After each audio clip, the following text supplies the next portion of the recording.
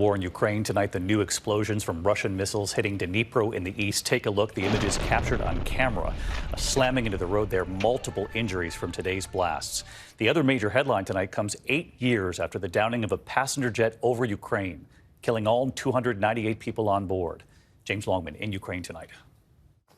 Tonight, 8 years after a Malaysian jetliner was shot down over Ukraine, 3 men were today convicted for the murders of the 298 people on board. Verdachte Girkin, Dubinsky en Tjatchenko worden veroordeeld.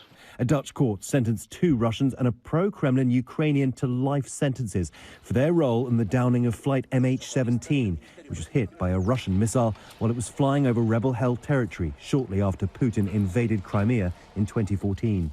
The men were convicted in absentia and are still protected by Moscow, so will likely never serve their sentence. Nearly a decade after that horror, Russia continues to act with impunity, launching a new wave of missile attacks today. This strike caught on camera in the eastern Ukrainian city of Dnipro.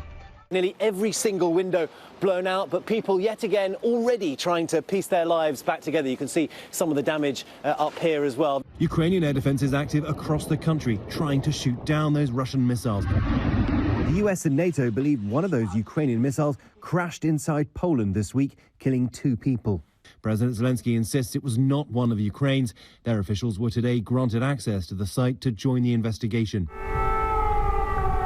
Moscow aiming to cripple the power grid and make life unlivable for civilians as winter sets in, while they retreat on the battlefield. In newly liberated Kherson, the airfield is littered with destroyed Russian vehicles.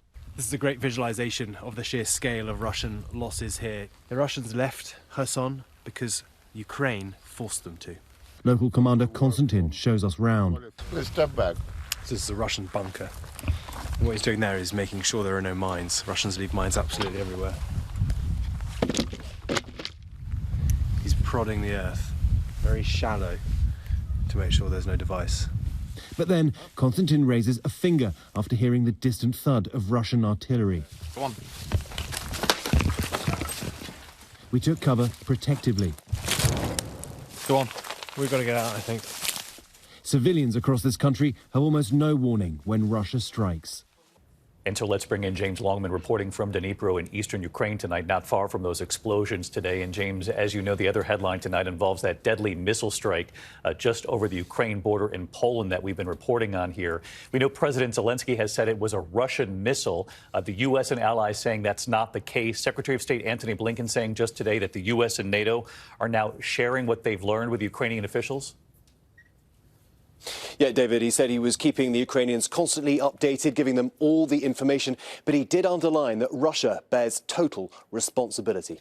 David? All right, James Longman tonight. Just outstanding reporting from Kherson there, James, with your team. Thank you. Hi, everyone. George Stephanopoulos here. Thanks for checking out the ABC News YouTube channel. If you'd like to get more videos, show highlights, and watch live event coverage, click on the right over here to subscribe to our channel. And don't forget to download the ABC News app for breaking news alerts. Thanks for watching.